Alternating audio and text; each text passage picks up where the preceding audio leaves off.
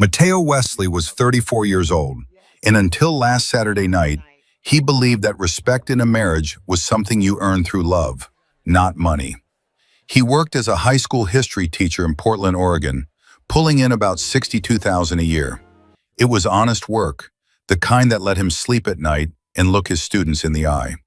His wife, Vanessa, was a corporate attorney at one of the city's top firms, making nearly 4 times what he did. Matteo had never had a problem with that. He'd married her because she made him laugh, because she challenged him, because when she looked at him, he felt seen. But her family? They'd always looked at him like he was something stuck to the bottom of their Italian leather shoes. The Caldwell family, old money from Seattle's tech boom, the kind of wealth that whispers instead of shouts. Vanessa's father, Richard, had founded a software company in the 90s that he'd sold for an amount Matteo had only heard whispered at family gatherings. Her mother, Patricia, spent her days on charity boards and her evenings reminding everyone within earshot about their summer home in the San Juan Islands. Vanessa's older brother, Trevor, worked in venture capital and wore watches that cost more than Matteo's annual salary. And then there was Vanessa's 30th birthday party. Matteo had been planning it for months. He'd watched Vanessa work herself to exhaustion on a major corporate merger, seen the stress lines deepen around her eyes, heard her crying softly in the bathroom when she thought he was asleep.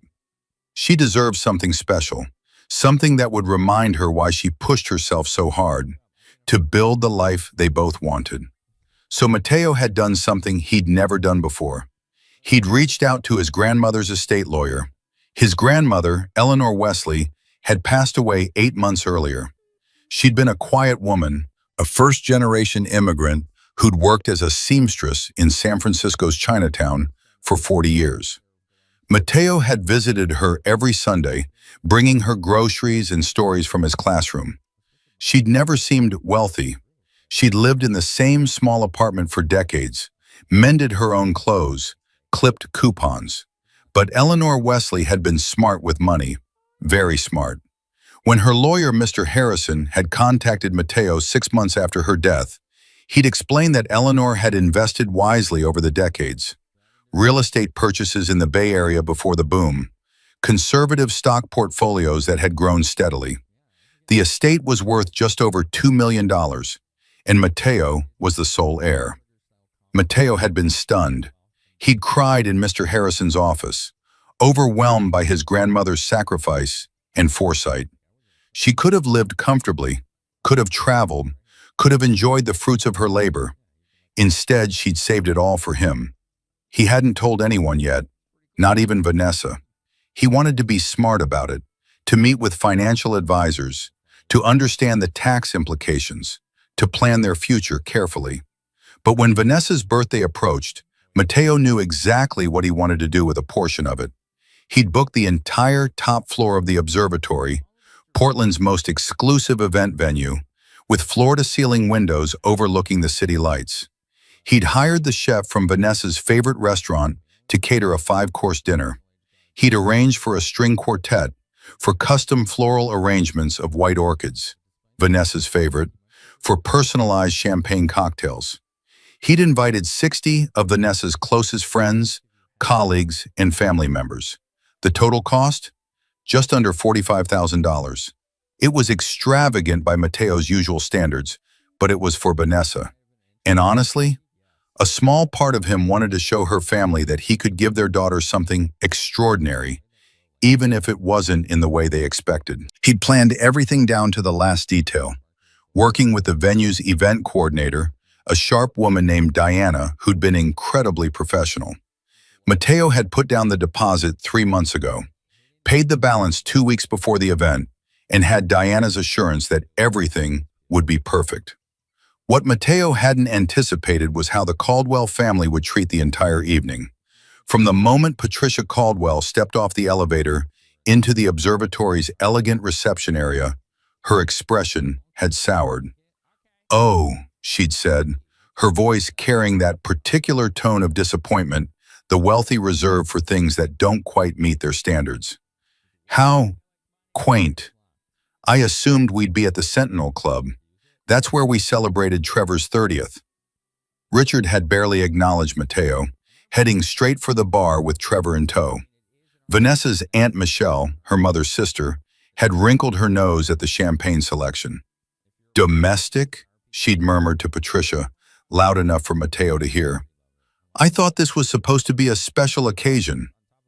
Mateo had swallowed his irritation. He was used to their subtle jabs, their casual cruelty disguised as observations. He'd smiled, helped guests with their coats, made small talk with Vanessa's colleagues from the law firm who, at least, seemed genuinely impressed by the venue. Vanessa had been radiant in a midnight blue dress, her eyes bright with surprise and happiness when she'd walked in to find all her favorite people gathered. She'd kissed Mateo, whispered, "You didn't have to do all this," in his ear, and for a moment, everything felt worth it. If you enjoy stories of sweet revenge, shocking family secrets, and justice against the wealthy, like this video and subscribe to the channel now. There are brand new stories here every day, each one more intense than the last one, and tell me where you are watching from. The dinner had been spectacular. The seared scallops with truffle risotto, the herb-crusted lamb, the deconstructed lemon tart that had Vanessa's colleagues raving. Mateo had watched Vanessa laugh with her friends, had seen her relax for the first time in months, and he'd felt proud. But then Trevor had stood up during dessert. "I'd like to propose a toast," Trevor had announced, his voice carrying across the room with the confidence of someone who'd never been told to sit down. "To my baby sister Vanessa, 30 years old and at the top of her game." He'd pause for effect. "And to Mateo, who clearly pulled out all the stops tonight. Must have taken, what, 2 years of teacher salary to afford this?" He'd laughed, and several of Vanessa's relatives had joined in. Mateo's jaw had tightened, but he'd kept smiling. Vanessa had stopped her brother a warning look, but Trevor had just grinned and continued. I'm kidding. In all seriousness, it's sweet, really. The effort is adorable." Trevor had raised his glass.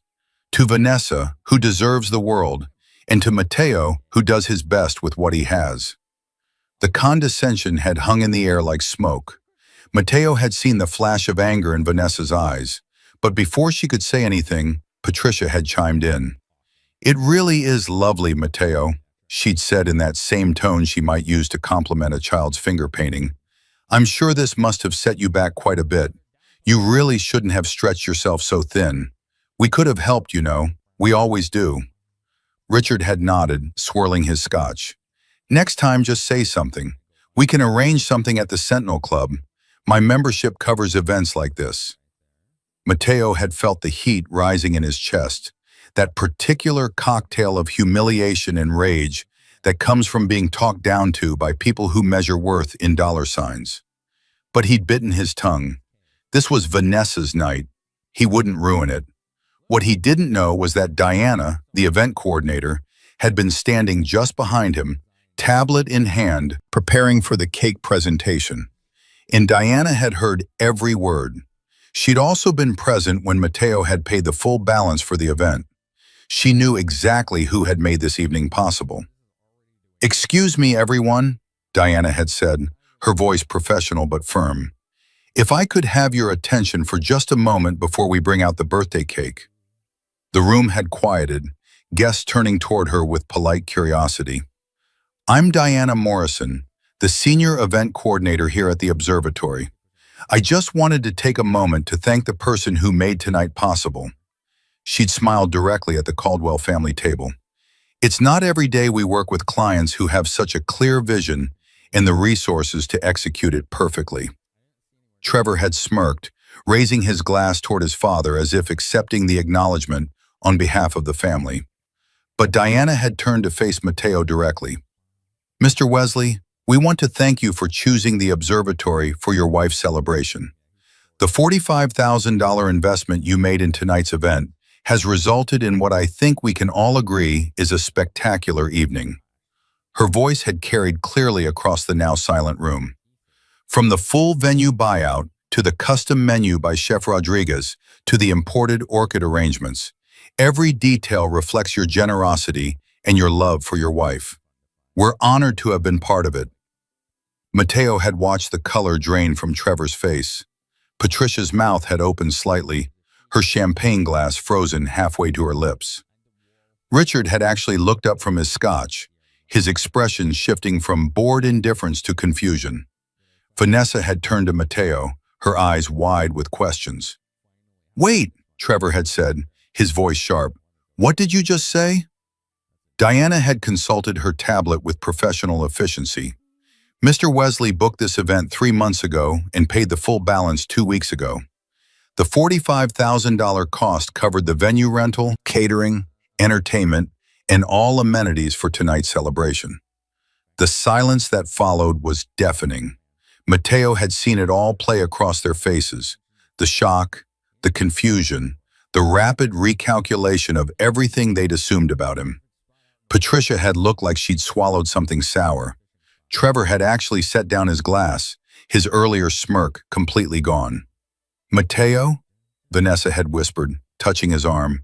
"How did you—" And that's when Matteo had realized he couldn't keep his grandmother's gift a secret anymore. Not after this. Not after watching Vanessa's family treat him like a charity case all night, mocking his adorable effort with their casual cruelty. "My grandmother passed away 8 months ago," Matteo had said quietly, his voice carrying in the stunned silence. "She left me her estate. I haven't really talked about it because I was still processing everything, still figuring out what it meant." Richard had leaned forward, his business instincts clearly engaged despite his obvious discomfort. "Your grandmother's estate?" "She was an immigrant, a seamstress in San Francisco," Matteo had continued, meeting Richard's eyes steadily. "She worked hard, saved carefully, invested wisely. She left me everything, about $2 million all told." He'd heard the collective intake of breath around the Caldwell family table. "I wanted to do something special for Vanessa," Matteo had said, looking at his wife whose eyes were now shining with tears. "She's been working so hard, sacrificing so much. She deserved a perfect night. I didn't tell you because I wanted it to be a surprise. I wanted to figure out the financial planning first, to be smart about it, the way my grandmother would have wanted." Trevor had looked like he wanted to disappear into the floor. Patricia had actually flushed, a rare show of emotion on her typically composed face. But Matteo wasn't done. "I appreciate the offer to help next time," he'd said, his tone polite but firm, looking directly at Patricia and Richard. "But I think we'll be just fine on our own." The cake had arrived then, a 3-tiered masterpiece of white chocolate and raspberry that Vanessa had mentioned loving months ago in a passing conversation Matteo had remembered. The string quartet had started playing "Happy Birthday," and the moment had passed, the party resuming its momentum. But something had shifted. Matteo had felt it in the way Vanessa's colleagues looked at him with new respect, in the way her friends came up to congratulate him on the party, in the way the Caldwell family suddenly found reasons to be very, very quiet.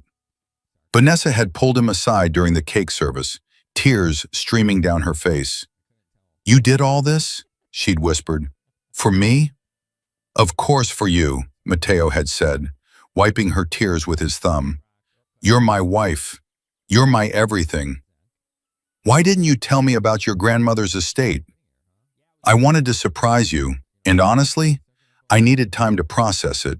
She saved all her life to give me this chance, this security. I wanted to honor that by being thoughtful about it." Vanessa had kissed him then, deeply, not caring who was watching. When she'd pulled back, her expression had been fierce. "My family," she'd started, anger flashing in her eyes, "has always underestimated me," Matteo had finished. "I know. It's okay." "It's not okay," Vanessa had said. "The way Trevor spoke to you, the way my mother, God, Matteo, I'm so sorry." "Don't apologize for them," Matteo had said. "Let's just enjoy your party." But as Matteo had looked across the room at the Caldwell family table, he'd seen something in their expressions that made his stomach tighten. It wasn't embarrassment anymore. It wasn't shame. It was calculation. Richard had been typing something on his phone, his expression thoughtful. Patricia had been whispering to Michelle, both women glancing in Mateo's direction. Trevor had been staring at him with an intensity that made Mateo uneasy. All traces of his earlier mockery replaced with something harder to read. They had no idea what was coming, but Mateo was about to learn that the Caldwell family didn't respond to being proven wrong with grace or humility.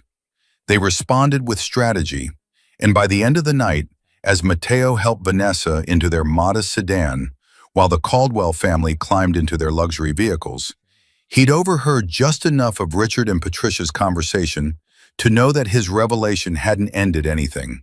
It had started something much worse. "2 million, Richard had been saying to Patricia as they'd waited for their driver. That's not family money. That's not invested wealth. That's liquid assets he has no experience managing. He's a teacher, Patricia had replied. What does he know about wealth preservation? About tax strategies? Mateo had frozen, his hand on the car door. Vanessa already inside and checking her phone. We need to have a conversation with Vanessa, Richard had continued, about protecting her interests, about making sure. They'd noticed Mateo then, and the conversation had stopped abruptly. Richard had smiled that corporate smile that never reached his eyes. Hell of a party, Mateo, he'd said. We should talk sometime. About financial planning. I know some excellent advisors. Mateo had nodded politely, helped Vanessa with her seatbelt, and driven home in silence, his mind racing. Because he'd understood exactly what Richard meant. This wasn't about helping. This was about control. The Caldwell family had just discovered that Mateo wasn't the struggling teacher they could dismiss and condescend to anymore. He was someone with resources, someone with options, someone who could give Vanessa the life she wanted without needing them. And they weren't going to let that stand. What Mateo didn't know, as he'd carried a sleepy Vanessa up to their apartment that night, was that the Caldwell family had already started making plans. Plans that would test his marriage, his integrity, and his resolve in ways he couldn't imagine. They'd spent 3 years treating him like he wasn't good enough for their daughter. Now they were about to spend the next 3 months trying to take everything he'd inherited. And Mateo? He was about to discover that his quiet, observant grandmother had left him more than money. She'd left him the one thing the Caldwell family had never counted on: options. The first strike came on Tuesday morning, 3 days after Vanessa's birthday party. Mateo was in his classroom, preparing a lesson on the Constitutional Convention, when Vanessa called. Her voice had that tight, controlled quality that meant she was in her office, trying not to let her colleagues hear her stress. "Can you talk?" she asked. "I have 10 minutes before first period. What's wrong?" "My father wants to have dinner, with both of us, tonight." Mateo felt his stomach sink. "Tonight?" He was very insistent. He said it's important, that he wants to discuss family matters. Vanessa paused. "Mateo, I think this is about your grandmother's estate." "Of course it is," Mateo said, his tone sharper than he'd intended. "Did he say anything specific?" "Just that he's concerned about our financial planning, that he wants to help." Vanessa's voice softened. "I know how my father can be. But maybe this is him trying to make amends? He was embarrassed at the party. They all were." Mateo wanted to believe that. He really did. But he'd seen the look in Richard Caldwell's eyes, heard the calculation in his voice. This wasn't about making amends. "What time?" Mateo asked. 7, at the Sentinel Club. Of course, Richard's territory, his domain, a place where he held all the power and Mateo would be the outsider. "I'll be there," Mateo said. The Sentinel Club occupied the top 3 floors of a historic building in downtown Portland, all dark wood paneling and leather furniture that smelled like old money and older secrets. Mateo had been there once before, for Vanessa's birthday dinner 3 years ago, shortly after they'd gotten married. He'd felt out of place then, wearing his one good suit among men in custom-tailored clothes, discussing stock portfolios and vacation homes. He felt the same way now, walking through the heavy oak doors at 6:55, Vanessa beside him in her work clothes, both of them tired from long days. Richard was waiting in a private dining room, along with Patricia and, surprisingly, a man Matteo didn't recognize. He was in his mid-50s, silver-haired, wearing a suit that probably cost more than Matteo's monthly rent. "Matteo, Vanessa," Richard said, standing to greet them with that firm handshake that was more dominance display than greeting. "Thank you for coming on short notice. This is Graham Mitchell. He's one of the premier wealth management advisors in the Pacific Northwest. I asked him to join us." Matteo shook Graham's hand, his guard immediately up. This wasn't a family dinner. This was an ambush. They sat, ordered drinks, went through the motions of small talk while staff brought appetizers that Matteo barely tasted. Finally, after the waiters had cleared the first course, Richard got to the point. "Matteo, I want to apologize for how we treated you at Vanessa's party," he said, and he almost sounded sincere. Almost. "It was inappropriate, and it came from a place of ignorance. We didn't know about your grandmother's estate, and we made assumptions that were unfair." "Thank you," Matteo said carefully. "But that's actually why we're here tonight," Richard continued. "Because while I was wrong about your financial situation, I'm very concerned that you may not have the expertise to manage an inheritance of this size properly. Make sure you're subscribed to this channel if you have not, because the ending of this story will blow your mind. And drop a comment below telling me what you think Matteo should do next." "I'm working with a financial advisor," Matteo said. "My grandmother's estate lawyer recommended someone." "That's good," Graham interjected smoothly, "but estate lawyers often work with generalist advisors. An inheritance of $2 million requires sophisticated strategies, tax optimization, trust structures, investment diversification." "What Graham is saying," Richard added, "is that this is generational wealth. Managed properly, it could be much more than $2 million. Managed poorly," he let the sentence hang. Patricia leaned forward, her expression concerned in a way that might have seemed genuine if Matteo hadn't known her better. "Darling, we just want to make sure you and Vanessa are protected. This is your future, your children's future." Matteo noticed how Patricia had said, "you and Vanessa," but looked only at Vanessa when she said it. "I appreciate the concern," Matteo said evenly, "but I'm being very careful with this. I haven't made any major decisions yet." "Except spending $45,000 on a party," Trevor said, appearing in the doorway with his own drink. Matteo hadn't even known he'd be there.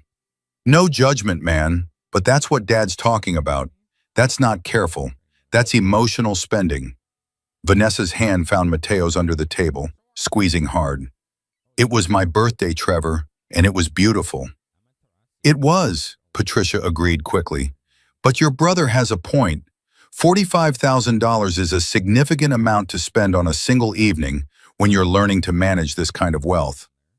"Actually," Graham said, pulling out a leather portfolio, "that's exactly the kind of spending that concerns me. I've prepared some projections based on the information Richard shared. If you'd like to see what proper management could look like."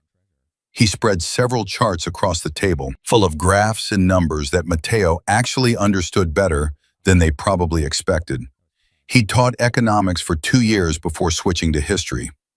The projections showed the $2 million growing to $5 million, then $8 million, then $12 million over various timeframes. "These are based on conservative investment strategies," Graham explained, "but they require discipline. No $45,000 parties, no emotional purchases, a strict budget and investment schedule." "Graham has managed my family's wealth for 20 years, Richard said. "He's grown our portfolio considerably. He could do the same for you." Matteo looked at the charts, then at Graham, then at Richard. He saw it clearly now. The entire strategy laid out before him. They couldn't control him through condescension anymore, so they'd control him through financial advice. Graham would manage the money, report to Richard, and Matteo would slowly lose autonomy over his own inheritance, while the Caldwells regained their position of superiority. These projections assume you move the entire inheritance into managed accounts, Matteo said, pointing to the fine print, with a 2% annual management fee. Staken for this level of service, Graham said. 2% of $2 million is $40,000 a year, Matteo continued. That's what you'd be taking off the top every year, regardless of performance. Graham's smile tightened slightly. The returns more than compensate, and these projected returns assume a bull market that matches the last decade's performance, Matteo interrupted, his teacher instincts kicking in as he analyzed the data. But the fine print here says past performance doesn't guarantee future results. So you're taking 40,000 guaranteed while the gains are theoretical. Richard's expression hardened. Matteo, I understand you're capable of basic math, but wealth management is more complex than a high school teacher can understand, Matteo finished. Is that what you were going to say? The table went silent. Vanessa stood up abruptly. I need to speak with my husband. Alone. She pulled Matteo into the hallway outside the private dining room, her eyes blazing. What the hell is happening in there? Your family is trying to take control of my inheritance, Matteo said flatly. Can't you see it? Graham works for your father. Those fees would go straight to his firm. This isn't about helping us. It's about them maintaining control. They're trying to help, Vanessa insisted, but her voice wavered. My father has experience with this kind of money. We don't. I don't, Matteo corrected. You grew up with it, but you married me anyway, remember? The poor teacher who wasn't good enough for the Caldwell family. Vanessa flinched. That's not fair. Isn't it? 3 days ago they were mocking me for spending my teacher's salary on your party. Now they're suddenly concerned about my financial future? They're embarrassed, Vanessa. Embarrassed that I proved them wrong, and they're trying to regain the upper hand. Or maybe they're genuinely trying to help, and you're too proud to see it, Vanessa shot back. Not everything is about class warfare, Matteo. Tell that to your brother, who literally mocked my salary in front of 60 people. They stared at each other, the first real argument of their marriage crackling in the air between them. Finally, Vanessa spoke, her voice quiet. What do you want to do? I want to talk to my own advisors, Matteo said. People I choose, not people your father chooses for me. I want to make decisions about my inheritance without your family's involvement. They're trying to help us. There's no conspiracy here. Then why does it feel like one? Vanessa didn't have an answer for that. They returned to the dining room, where the Caldwell family was waiting with expressions of concern that didn't quite reach their eyes. Matteo sat down, took a breath, and delivered his decision. I appreciate you all taking the time tonight, he said. And Graham, I appreciate the analysis, but I'm going to handle my grandmother's estate independently. I'll be working with my own advisors, making my own decisions. Richard's jaw tightened. Matteo, that's a mistake. You don't have the experience. Then I'll learn, Matteo said firmly. That's what my grandmother would have wanted. She built this wealth through her own work, her own decisions. I'm going to honor that by doing the same. You're going to honor it by squandering it, Trevor muttered. Trevor, Vanessa warned, her voice sharp. But Patricia leaned forward, her expression hardening into something Matteo had never seen before. Genuine anger beneath the society veneer. Matteo, I think you need to understand something, she said, her voice cold. Vanessa is our daughter. We love her, and we want what's best for her. If you're going to make reckless financial decisions that affect her future, then we have a responsibility to protect her interests. What's that supposed to mean? Matteo asked. It means, Richard said slowly, that we think you and Vanessa should consider a post-nuptial agreement. The words hung in the air like a grenade with the pin pulled. A post-nuptial agreement? Vanessa repeated, her voice barely above a whisper. Just to protect both of you, Patricia said quickly, to ensure that the inheritance remains separate property, that if anything were to happen— You mean a divorce, Matteo said flatly. You're asking us to plan for a divorce. We're asking you to be realistic, Richard said. 50% of marriages end in divorce. We've seen too many families torn apart by financial disputes. A postnup simply clarifies things, protects both parties. It protects your daughter from her husband, Mateo said, standing up. That's what you mean. You want me to sign away any claim to what my grandmother left me, to make sure Vanessa gets her share if we split up, because you still don't trust me. You still think I'm some gold digger who married above his station. Mateo, please sit down, Graham said in that condescending tone wealthy people used when they wanted you to be reasonable. This is a standard practice for... I'm not standard, Mateo interrupted. I'm your daughter's husband, the man she chose to marry, and you've spent 3 years making it clear that I'm not good enough, that I don't belong in your world. Well, guess what? I don't want to belong in your world.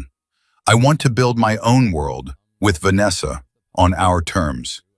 He looked at Vanessa, who was staring at her plate, tears streaming silently down her face. I'm leaving, Mateo said. Vanessa, you can stay or come with me. Your choice. He walked out of the Sentinel Club without looking back, his heart pounding, his hands shaking with adrenaline and anger. He made it to the sidewalk before Vanessa caught up with him, grabbing his arm. Mateo, wait! He turned, half expecting her to ask him to go back, to apologize, to consider the postnup. But instead, she threw her arms around him, sobbing into his shoulder. I'm so sorry, she whispered. I'm so sorry. I didn't know they were going to do that. I swear I didn't know. Mateo held her, feeling his anger deflate into exhaustion. I believe you. A postnup, Vanessa said, pulling back to look at him, her mascara running. Like we're already planning to fail. Like they think you're just waiting to take my money. Your grandmother's money, Mateo corrected gently. Not yours. Mine. That's what makes them so angry. They stood on the sidewalk in the November cold, traffic rushing past, the warm glow of the Sentinel Club's windows above them. Mateo could see shadows moving in the private dining room, where the Caldwell family was probably discussing their next move. What do we do? Vanessa asked. We go home, Mateo said. We talk. We figure this out together. But as they walked to Mateo's car, he caught a glimpse of Richard Caldwell watching them from the club's window, his phone to his ear, his expression calculating. This wasn't over, it was just beginning, and Mateo was about to discover that the Caldwell family had resources he'd never anticipated, connections he'd never imagined, and a willingness to fight dirty that would test everything he thought he knew about family, loyalty, and love. Because 3 days later, Mateo received a letter from one of Portland's most prestigious law firms. The Caldwell family was suing him for financial fraud, claiming that his grandmother's estate had been obtained through elder abuse and that he'd manipulated a vulnerable woman for personal gain. They were trying to take everything, and they were using Vanessa's own law firm to do it. Mateo stared at the legal documents spread across their kitchen table, his hands trembling. The letter was on heavy cream paper with embossed letterhead. Patterson and Associates, one of the most powerful corporate law firms on the West Coast. The same firm where Vanessa worked. They can't do this, Vanessa said, pacing the kitchen, her phone pressed to her ear. They can't use my firm to sue my husband. It's a conflict of interest. It's... She stopped, listening to whoever was on the other end. What do you mean they cleared it with the ethics committee? Mateo read through the complaint again, each accusation more outrageous than the last. The Caldwells claimed that Eleanor Wesley had been suffering from diminished mental capacity when she'd updated her will. That Mateo had isolated her from other family members. What other family members? Mateo thought bitterly, when he'd been her only regular visitor? That the $2 million estate was disproportionate and suggested undue influence. They were painting his grandmother as a victim and him as a predator. Vanessa ended her call, her face pale. My managing partner says the firm vetted the case thoroughly. Since I'm not involved in the litigation department and you're not a client of the firm, there's no technical conflict. My father made sure of that. Of course he did, Mateo said numbly. There's more. Vanessa sat down heavily. They're requesting a full forensic audit of your grandmother's estate. They want to examine every transaction she made in the last 5 years of her life, every withdrawal, every change to her will. And they're asking for a temporary restraining order to freeze the estate assets pending the outcome of the investigation. Mateo felt the room spin. They're trying to freeze the money? All of it? That's what they're asking for. The hearing is in 3 days. If you're enjoying this story, hit that like button and let me know in the comments what you would have done in Mateo's situation. Mateo stood up, started to pace. This is insane. My grandmother was sharp until the day she died. She was doing crossword puzzles in Chinese and English, managing her own finances, taking the bus to her volunteer work at the community center.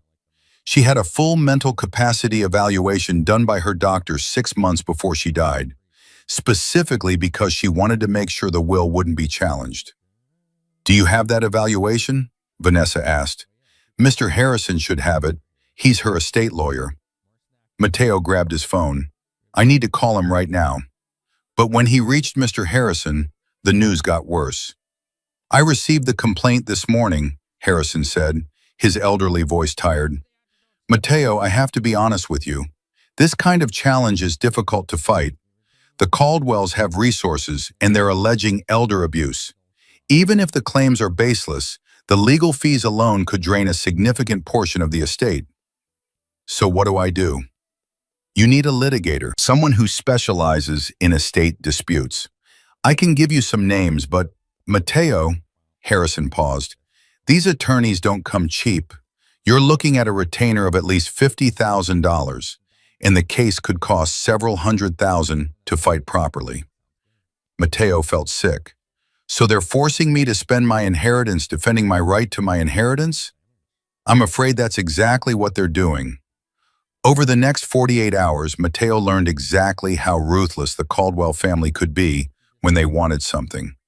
The story hit the legal community gossip circuit. Wealthy teacher inherits suspicious fortune from elderly grandmother, family challenges estate. Vanessa started getting questions at work, sympathetic looks from colleagues who thought she was married to an elder abuser. The local news picked it up, a human interest story. Family claims teacher exploited grandmother for millions. Mateo's principal called him in for a meeting. I'm not saying I believe any of this, Principal Brennan said carefully, but parents are calling. They're concerned. Until this is resolved, I think it's best if you take a leave of absence. You're suspending me? I'm protecting you and the school. Paid leave, Mateo, just until this blows over. But it wasn't blowing over. It was getting worse. The temporary restraining order hearing was held in front of Judge Patricia Morrison, a stern woman in her 60s with a reputation for being thorough. The Caldwells had brought in Arthur Patterson himself, the founding partner of Patterson and Associates, a legal legend known for winning impossible cases. Mateo had managed to hire Diane Wesley, no relation, a tough estate litigation attorney who came highly recommended but whose retainer had indeed cost him $50,000 from the estate. Arthur Patterson presented his case with theatrical precision. He showed financial records of Mateo's grandmother's modest lifestyle, the same apartment for 40 years, the clipped coupons, the thrift store clothes. He contrasted it with the $2 million estate and suggested it was evidence of someone being taken advantage of, not someone making smart financial decisions. Your Honor, Patterson said, his voice grave, we have a vulnerable, elderly immigrant woman who lived in poverty despite having millions of dollars. Why? Because her grandson convinced her to save every penny for him. He visited her every week, not out of love, but to ensure she stayed isolated, dependent, and grateful. This is textbook financial exploitation of the elderly. Mateo wanted to scream. His grandmother had lived modestly because that was who she was, because she'd grown up poor and never lost those habits, because she found joy in simplicity, not excess. But how did you prove someone's character in a courtroom? Diane Wesley fought back hard. She presented the mental capacity evaluation, medical records showing Eleanor Wesley's perfect cognitive health. She showed the will had been updated by Eleanor's choice, that she'd consulted independently with multiple attorneys and financial advisors, that every decision had been carefully documented. But Patterson had an answer for everything. Mental capacity doesn't preclude emotional manipulation, Your Honor. In fact, the records show that Mr. Mateo Wesley was the only family member visiting her regularly. Where were the friends? Where was the community? Why was she so isolated? She wasn't isolated, Mateo said loudly, unable to stop himself. She had friends at the community center. She played mahjong every Thursday. She went to church. She lived her life exactly how she wanted to live it. Judge Morrison gavelled for order. Mr. Wesley, please let your attorney speak for you. The hearing lasted 3 hours. In the end, Judge Morrison delivered her ruling. Based on the evidence presented, I find that there are sufficient questions about the circumstances of Mrs. Eleanor Wesley's estate planning to warrant further investigation. However, I do not find sufficient cause to freeze the entire estate. Instead, I'm ordering that 75% of the estate assets be placed in a restricted account pending the outcome of this case. Mr. Wesley may access the remaining 25% for reasonable living expenses and legal fees. It was a compromise, but it felt like a loss. Mateo walked out of the courthouse with access to just $500,000, while $1.5 million sat frozen, untouchable. Vanessa was waiting outside, having taken the morning off work. She hugged him tight. "I'm quitting my job," she said. Mateo pulled back. "What? No, Vanessa, you can't." "I can't work for the firm that's attacking my husband," she said firmly. "I already talked to my managing partner. I'm giving 2 weeks' notice." "But your career means nothing if I lose you," Vanessa said. "Mateo, I've been so blind. I kept making excuses for my family, kept thinking they had good intentions. But this is evil. They're trying to destroy you, to paint your grandmother as a victim and you as an abuser. I won't stand for it." That night, Vanessa made a call that changed everything. She called her Aunt Michelle, her mother's sister, the one who'd complained about the domestic champagne at the birthday party. But Michelle had always been different from the rest of the Caldwells. She'd married a middle-class accountant instead of another tech millionaire, lived in a normal house instead of a mansion, drove a Toyota instead of a European luxury car. "Aunt Michelle," Vanessa said with Mateo listening on speaker, "I need to ask you something. Did you know what my parents were planning? The lawsuit?" There was a long pause. "I knew they were angry about the inheritance. I didn't know they'd take it this far. It's destroying us. Mateo's reputation, his job, everything. And it's all lies. He loved his grandmother. He took care of her." Another pause. Then, "Vanessa, there's something you should know. Something I've never told anyone." What Michelle revealed would turn the entire case upside down. 25 years ago, when Patricia Caldwell had been caring for her own mother during a difficult illness, there had been money missing from her mother's accounts. Not a lot, maybe $50,000 over 2 years, but it had been taken systematically, withdrawn regularly, always in cash amounts just under the reporting threshold. Patricia had blamed a caregiver, fired her, never reported it to police. But Michelle had always suspected differently.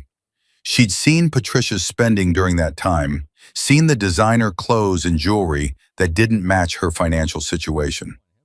"I never had proof," Michelle said, "and by the time our mother died, the money was gone. But I always wondered, and now watching Patricia accuse someone else of elder abuse," she paused, "it feels like projection." "Can you testify to this?" Diane Wesley asked when Vanessa brought her the information the next day. "I don't have hard evidence," Vanessa said, "just my aunt's suspicions." "It's enough to request discovery on the Caldwell's own financial history," Diane said, a predatory smile crossing her face. If Patricia is accusing Mateo of elder financial abuse, her own history with elderly family members' finances is absolutely relevant. And if we find something, they found something. The discovery request went through, and the Caldwell's attorneys fought it viciously, which only made Diane more determined. When the judge ordered limited financial disclosure, the records told a story that even Arthur Patterson couldn't spin. During the exact 2-year period when Patricia's mother had been ill, Patricia had made cash deposits totaling $48,000 into various personal accounts. The deposits had stopped exactly 1 month after her mother's death. When confronted with the records, Patricia claimed they were gifts from her mother. But there was no documentation, no checks, no paper trail except the cash deposits that matched almost perfectly with the missing withdrawals from her mother's accounts. Diane filed an emergency motion to dismiss the case against Mateo, attaching the new evidence in Michelle's sworn affidavit. She also filed a countersuit for malicious prosecution and defamation. The Caldwell's response was swift and desperate. Arthur Patterson tried to argue that Patricia's finances were irrelevant to Mateo's case. But Judge Morrison, who'd been watching the case carefully, was losing patience. "Mr. Patterson," she said during the emergency hearing, "your clients have accused Mr. Wesley of elder financial abuse based on circumstantial evidence. Now we have evidence that Mrs. Caldwell herself may have engaged in exactly the behavior she's accusing Mr. Wesley of committing. This speaks directly to the credibility and motives of your clients." "Your Honor, I'm dismissing the case," Judge Morrison said firmly. "The allegations against Mr. Wesley are unsupported and appear to be motivated by animus rather than genuine concern. The freeze on the estate assets is lifted immediately. Furthermore, I'm awarding Mr. Wesley legal fees and ordering the plaintiffs to pay for the cost of this proceeding." The courtroom erupted. Mateo felt Vanessa grab his hand, felt Diane Wesley's congratulatory pat on his shoulder. But he was watching Richard Caldwell's face as the reality sank in. They'd lost, publicly and completely. The legal fees alone cost the Caldwells over $200,000. But the real cost was their reputation. The story that had painted Mateo as an elder abuser now shifted. Patricia Caldwell's own suspected abuse of her mother became the narrative, spread through the same gossip networks that had condemned Mateo weeks earlier. Vanessa quit her job as planned and took a position at a smaller firm that specialized in estate planning and elder law. "I want to help people like your grandmother," she said, "people who save carefully and deserve to have their wishes honored." Mateo returned to his classroom to a standing ovation from his students, who'd followed the case and believed in him from the start. Principal Brennan apologized personally, but the biggest change came in Mateo's relationship with the Caldwell family. Richard called, finally, 3 weeks after the case was dismissed. His voice was different, not the confident corporate tone Mateo had always known, but something smaller, more human. "I was wrong," Richard said simply. "About you, about your grandmother, about everything. I let my pride and my prejudice blind me to who you really are." "Why did you do it?" Mateo asked. "Why try to destroy me?" "Because I was threatened," Richard admitted. "You had resources independent of us. You didn't need us anymore. And I realized that meant Vanessa didn't need us anymore either. We were losing control, losing our daughter, and I panicked. I fought back the only way I knew how, with money and lawyers. You almost destroyed my life. I know, and I can't take that back, but I'm asking for a chance to make it right." Mateo thought about his grandmother, about her wisdom and her quiet strength. She taught him that forgiveness wasn't about excusing bad behavior. It was about freeing yourself from anger. "I'll forgive you," Mateo said, "eventually, but I won't forget. And my relationship with your daughter doesn't depend on my relationship with you anymore. We're building our own life on our own terms." "I understand," Richard said. "That's fair." Patricia never apologized.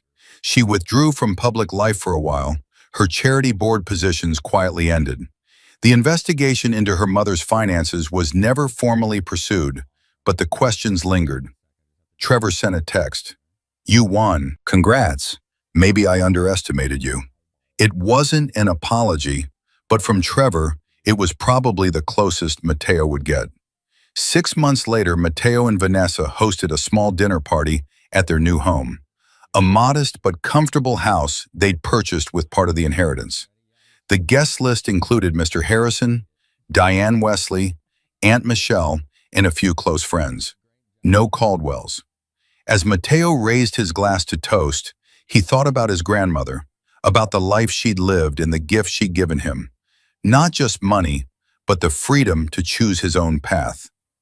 "To Eleanor Wesley," he said, "who taught me that real wealth isn't about how much money you have. It's about living with integrity, working hard, and never letting anyone make you feel small." Everyone drank to that. Later, as guests were leaving, Vanessa pulled Matteo aside on their new back porch. "Do you ever regret it?" she asked. "Standing up to my family? Fighting back?" "Not for a second," Matteo said. "Your grandmother left me more than an inheritance. She left me options. And I chose to use those options to build a life I'm proud of, with a woman I love, on terms that honor both of us. Even if it meant losing my family." "We didn't lose them," Matteo said. "We just redefined what family means to us. And that's okay." Vanessa smiled, leaning into him. "I love you, Matteo Wesley. I love you too." The lesson Matteo learned, the one he'd carry forward for the rest of his life, was this: sometimes people will try to make you small because it makes them feel big. They'll attack your worth, question your value, try to take what's yours because they can't stand to see you succeed on your own terms. But real strength isn't about fighting back with the same weapons. It's about knowing your worth, standing your ground, and refusing to let anyone else's prejudice define who you are. His grandmother had known that. She'd lived it every day, working quietly, saving carefully, building a legacy through dignity and determination. And now Matteo knew it too. If you enjoyed this story, like this video and leave a comment telling me what you thought.